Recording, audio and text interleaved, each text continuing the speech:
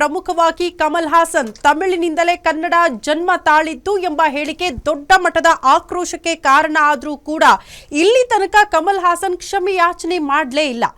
ಒಂದು ವಾರ ಕಳಿತಾ ಬಂದರೂ ಕೂಡ ಯಾಕೆ ಕಮಲ್ ಹಾಸನ್ ಅವರು ಕನ್ನಡಿಗರ ಬಳಿ ಕ್ಷಮೆ ಯಾಚನೆ ಮಾಡ್ತಾ ಇಲ್ಲ?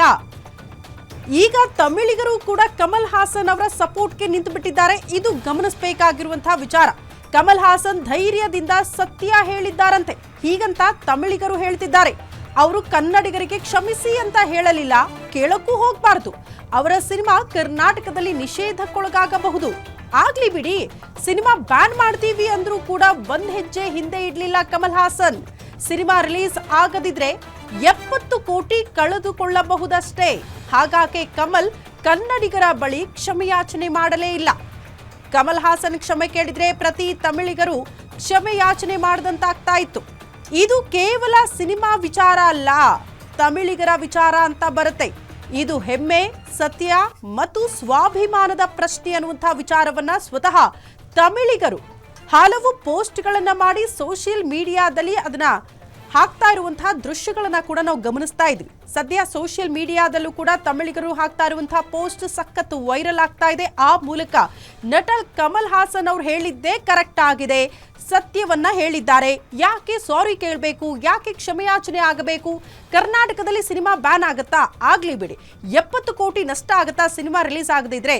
ಆಗ್ಲಿ ಬಿಡಿ, ತೊಂದರೆ ಇಲ್ಲ. ಆದ್ರೆ ನೀವು ಕ್ಷಮೆಯಾಚನೆ ಮಾಡಿದ್ರೆ ಜಸ್ಟ್ ಸಿನಿಮಾ ಅಲ್ಲ, ನಟ ಕಮಲ್ ಹಾಸನ್ ಅವರ ವಿಚಾರ ಅಂತ ಬರಲ್ಲ. ಪ್ರಮುಖವಾಗಿ ಇಲ್ಲಿ ತಮಿಳಿಗರು ಅನ್ನುವಂಥ ಪ್ರಶ್ನೆ ಬರುತ್ತೆ. ನೀವು ಕ್ಷಮೆಯಾಚನೆ ಮಾಡಿದ್ರಿ, ಇಡೀ ತಮಿಳಿಗರು ಕ್ಷಮೆಯಾಚನೆ ಮಾಡದಂತಾಗ್ಬಿಡುತ್ತೆ.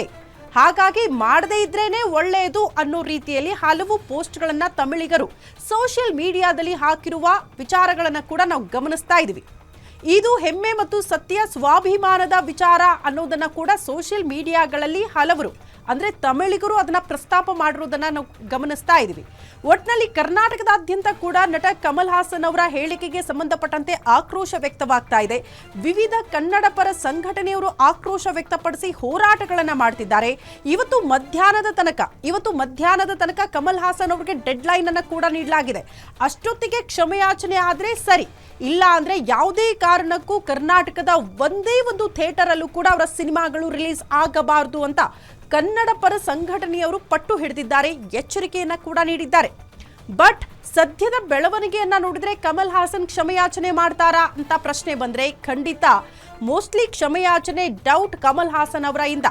ಕಾರಣ ಅವರ ಬೆಂಬಲಕ್ಕೆ ತಮಿಳಿಗರು ಕೂಡ ನಿಂತ್ಕೊಂಡಿದ್ದಾರೆ. ಸೋಷಿಯಲ್ ಮೀಡಿಯಾಗಳಲ್ಲಿ ಅವರ ಪರವಾಗಿ ಪೋಸ್ಟ್ಗಳನ್ನ ಹಾಕ್ತಿದ್ದಾರೆ.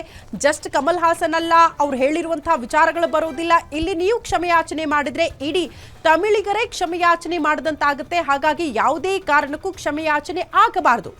ಯಾಕೆ ಕ್ಷಮೆಯಾಚನೆ ಆಗಬೇಕು? ಸತ್ಯ, ಧೈರ್ಯವಾಗಿ ಸ್ವಾಭಿಮಾನದಿಂದ ಒಂದು ಹೇಳಿಕೆ ಕೊಟ್ಟಿದ್ದೀರಿ, ಅದು ಸತ್ಯವಾಗಿರುವಂತಹ ಮಾತು. ಅದರಲ್ಲಿ ತಪ್ಪೇನಿದೆ? ಯಾಕೆ ಕ್ಷಮೆಯಾಚನೆ ಆಗಬೇಕು ಅಂತ ತಮಿಳಿಗರು ಸೋಷಿಯಲ್ ಮೀಡಿಯಾಗಳಲ್ಲಿ ಪೋಸ್ಟ್ ಹಾಕಿರೋದನ್ನ ಕೂಡ ನಾವು ಗಮನಿಸ್ತಾ ಇದ್ದೀವಿ. ಒಂದನ್ನ ಅರ್ಥ ಮಾಡ್ಕೊಳ್ಳಿ, ಕಮಲ್ ಹಾಸನ್ ಅವರು ಕೊಟ್ಟಿರುವಂತಹ ಒಂದು ಸ್ಟೇಟ್ಮೆಂಟ್ ಸಾಕಷ್ಟು ಜನ ಗಮನಿಸಿದ್ದಾರೆ. ಅದರಿಂದ ಕನ್ನಡಿಗರ ಭಾವನೆಗಳಿಗೆ ಹೊಡೆತ ಬಿದ್ದಿದೆ, ಕನ್ನಡಿಗರ ಭಾವನೆಗಳಿಗೆ ಧಕ್ಕೆ ಆಗಿದೆ. ಅದಕ್ಕೆ ಸಂಬಂಧಪಟ್ಟಂತೆ ಕ್ಷಮೆಯಾಚನೆ ಆಗಬೇಕು ಅನ್ನುವಂಥದ್ದು ಪ್ರಮುಖ ಆಗ್ರಹ.